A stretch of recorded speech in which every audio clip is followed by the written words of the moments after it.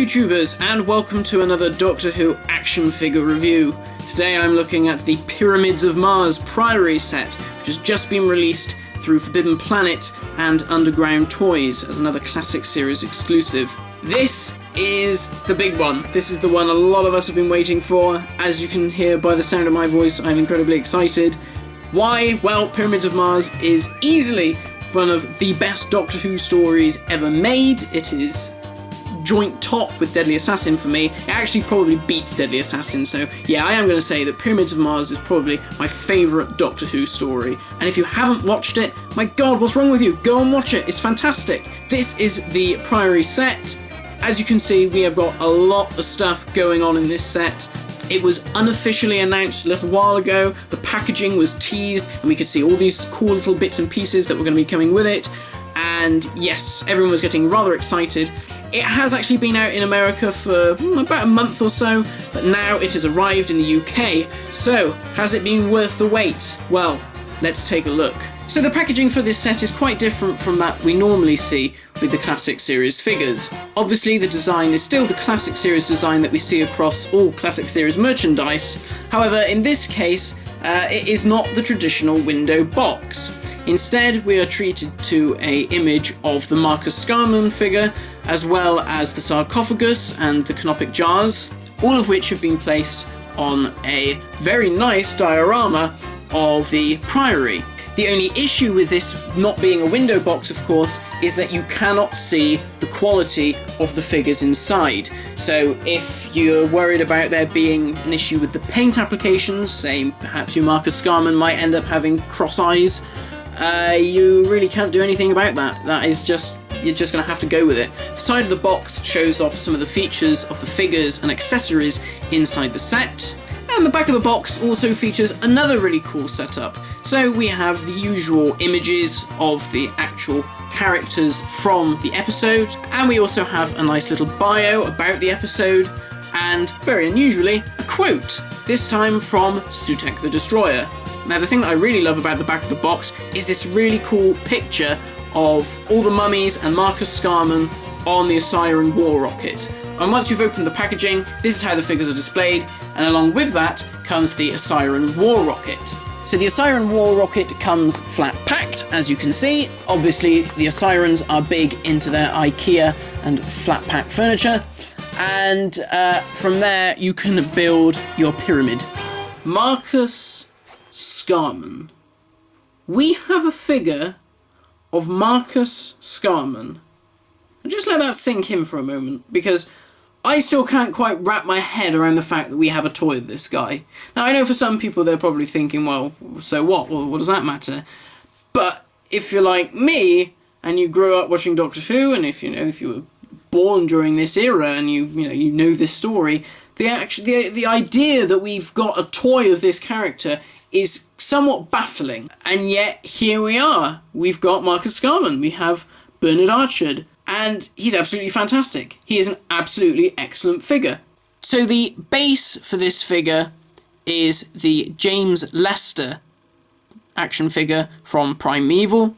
We've already seen this body used on previous figures in the Classics line. We've seen it on the Roboman, we've seen it on Scaroth. And, like I always say, if the parts work, then why the hell not? If it means we get a new toy, then that's absolutely fine. So the articulation is as follows.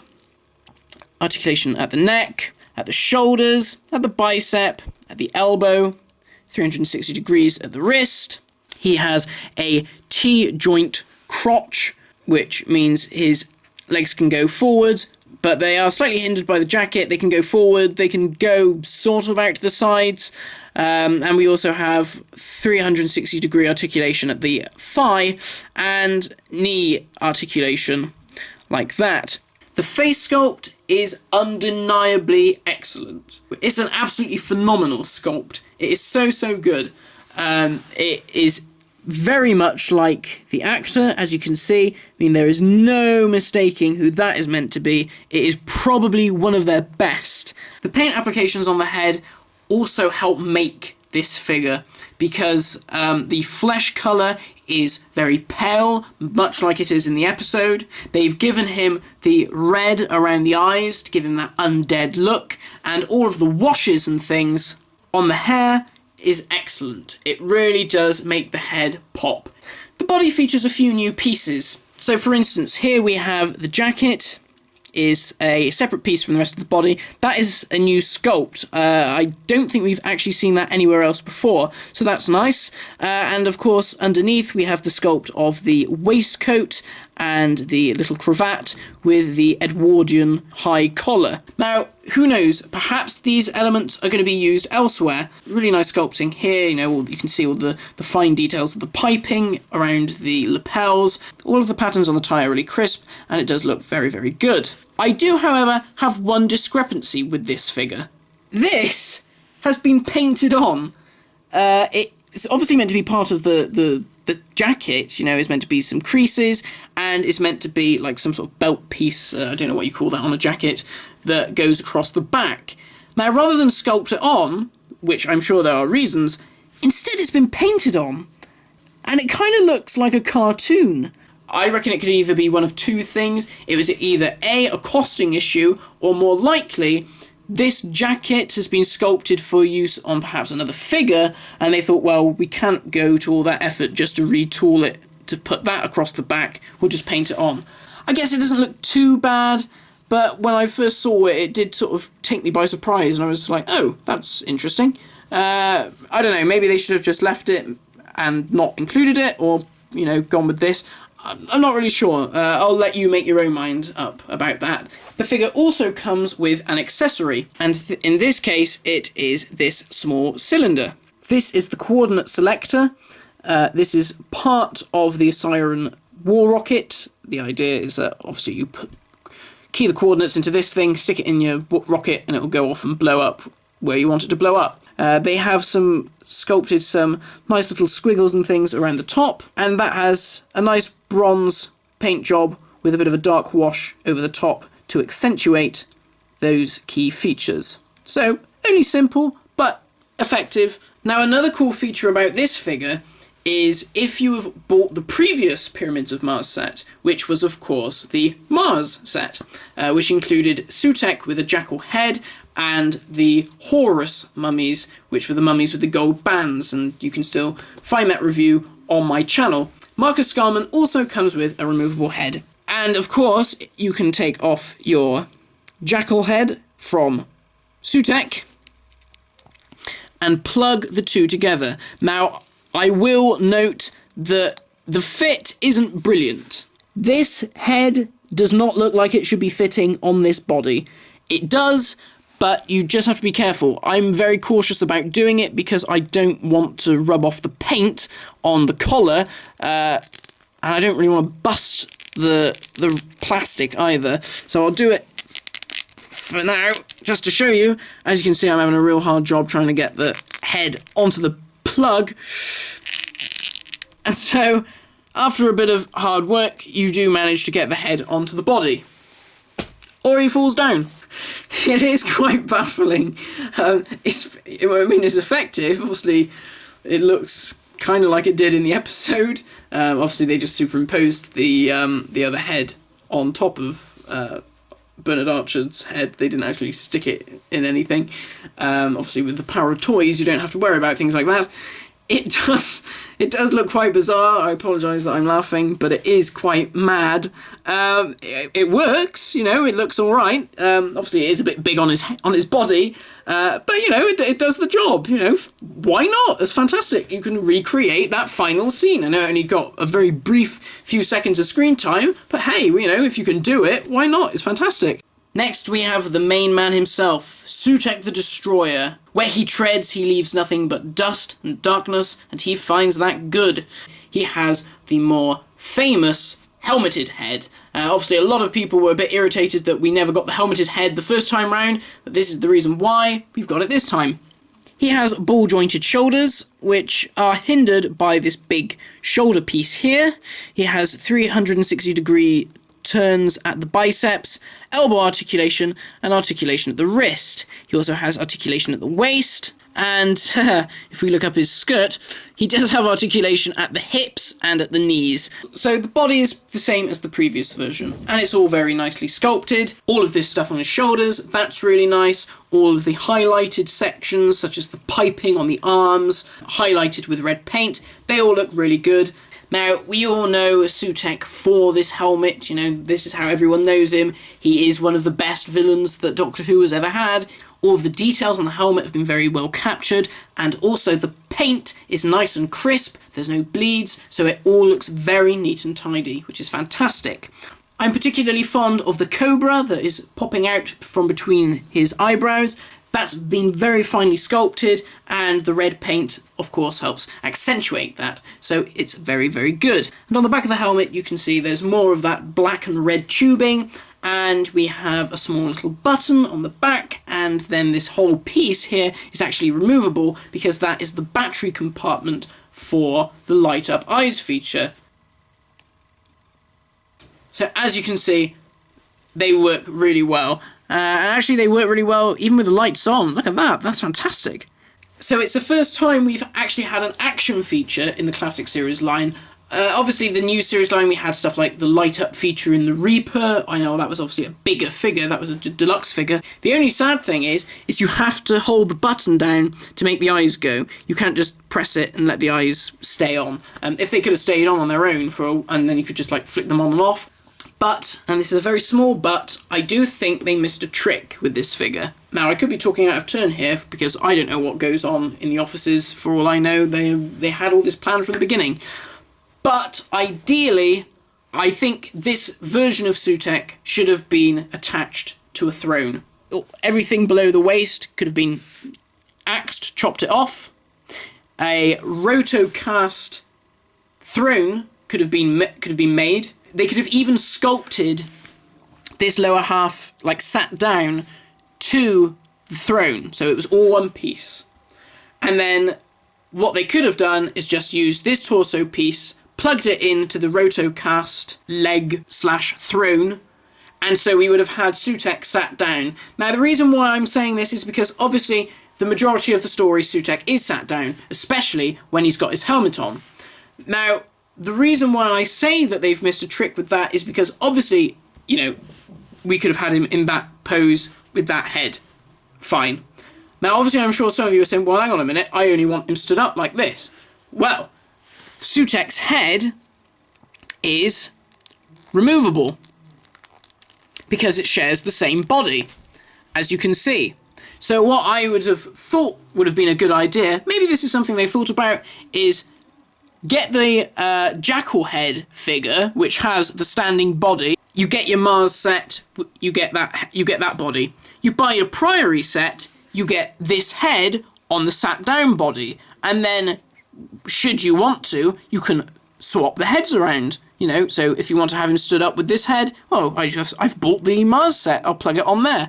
And, you know, if you've bought the Priory set, that would have been even better because you'd have had the light-up eyes and a new body, and, of course, you could have swapped the Jackal head on the Marcus Scarman figure. But that is really just a very, very small nitpick. It's a fantastic figure, you know, I will be doing this for days to come. You know, he's not going in the cabinet because he's just going to be sat on my desk zapping my university coursework for eternity, and hopefully tearing the nervous systems of my tutors to shreds with his eyes. So, well, I can only hope. Now, outside of the two main figures, we have a few accessories. So this one is more of like a diorama piece, kind of along the lines of the TARDISes for the Master, but this is the sarcophagus/time tunnel. And this is a really, really cool added extra. The detail on this is really, really amazing. The details on the face and all of the smaller patterns on the Egyptian clothing, I guess, are fantastic. Again, much like the Sutekh, all of the paint applications are nice and crisp, there's no bleeds, so it looks lovely and neat and tidy. The two pieces that the sarcophagus is holding have been sculpted to the main bulk of the body, but, you know, that doesn't matter, it still looks just as good. Down the side of the sarcophagus, we also have some more painted elements, which are these alternating ribboned patterns. The only issue that I do have with this, which can be helped, is areas of paint rub here. Now that actually isn't part of the manufacturing process, that is just where it was so snugly tight inside the plastic bubble of the packaging that when I took it out, it just scuffed the paint.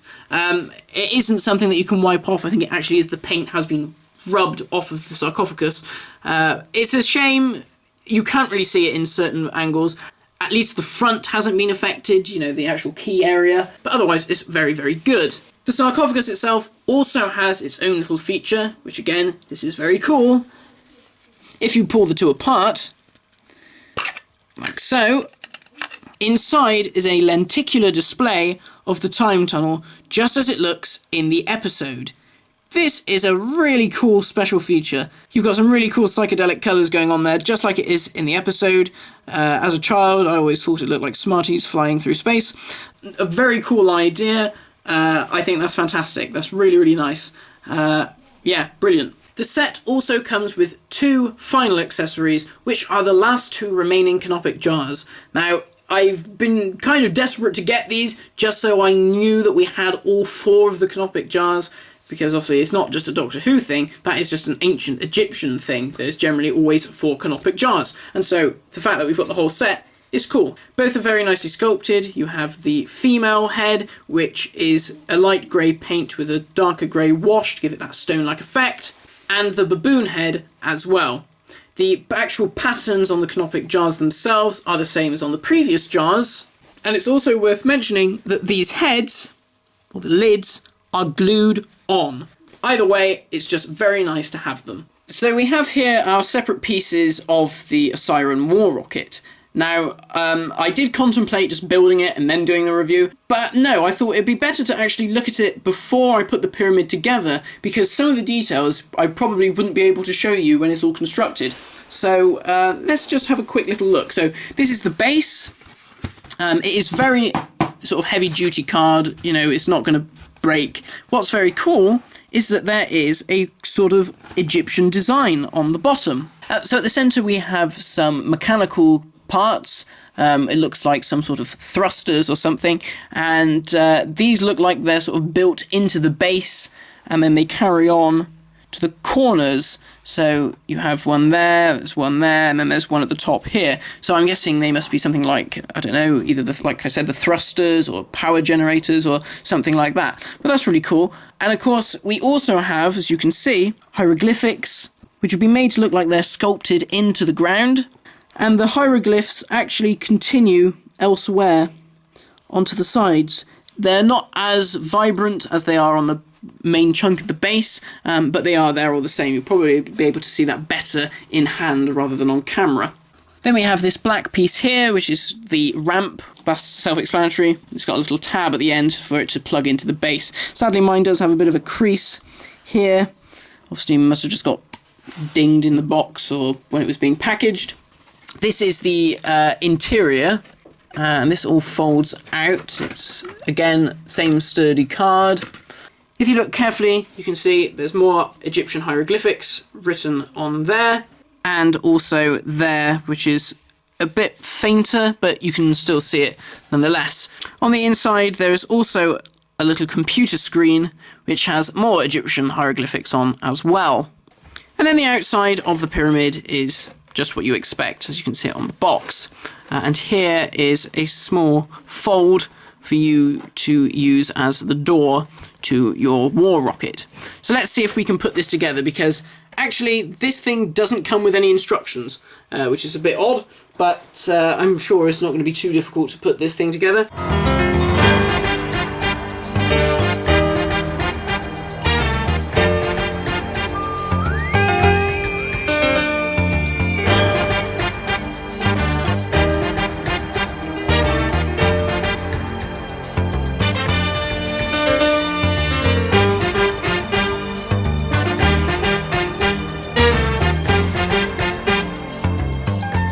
So there we have it. That is our Siren War Rocket. So if we just open up the front door, obviously you're going to have to bend this to do it.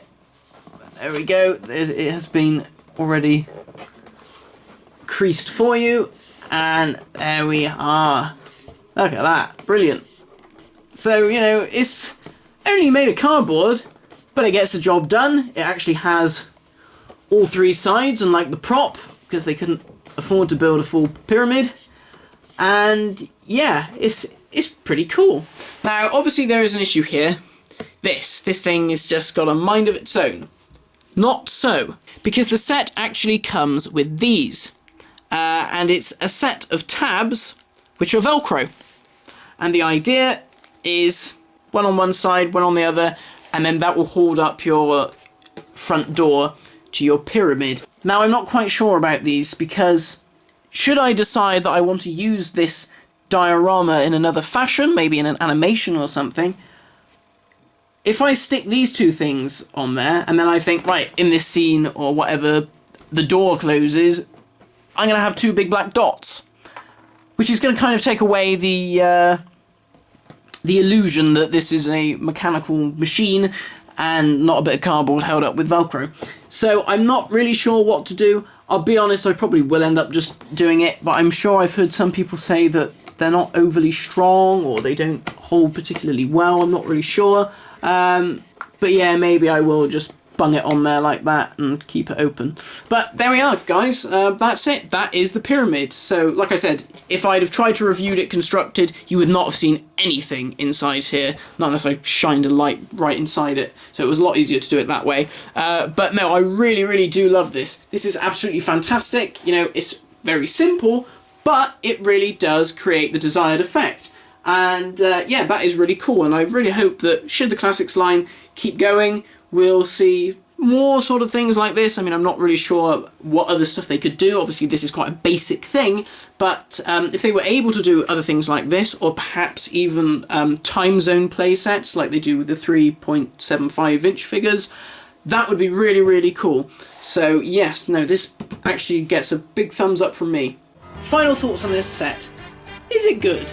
Of course it's good! It's not just good, it's fantastic. It is such a cool set. A lot of people have been saying, could this be the best classic series set they've ever made? And I have to say, I think it probably is. And even if it isn't, it is definitely up there as being one of the best. But for me, I have to say, I am absolutely in love with this set. It is so cool. I absolutely love the Marcus Scarman figure. The fact that we've got one at all is just so bafflingly cool that it's just great. Sutekh is fantastic. The light up eye feature is so good. It works really, really well. I love all of the accessories, the extra canopic jars to complete the collection. The sarcophagus with the lenticular feature is absolutely fantastic. That works really, really well. And of course we have the Osiran War Rocket. Although it's made of card, it's excellent. It's a really, really cool diorama piece. Provided you have the space for it, it will look fantastic on display, and it looks amazing with Marcus and all of the mummies scattered around it. So overall, this set gets a massive thumbs up from me. It's another of those classic series stories that has a very vast library of action figures from it, and understandably so, because it is such a good story. And yeah, you can obviously tell I'm very happy about this. I think it's great, and it is definitely worth checking out. The set is available for £30 from Forbidden Planet International and forbiddenplanet.com. Thank you for watching this review, guys. I hope you enjoyed watching it as much as I have enjoyed playing with these toys, because they're great, and I'll hopefully see you soon for some more Doctor Who action figure reviews. Thanks for watching, and I'll see you next time.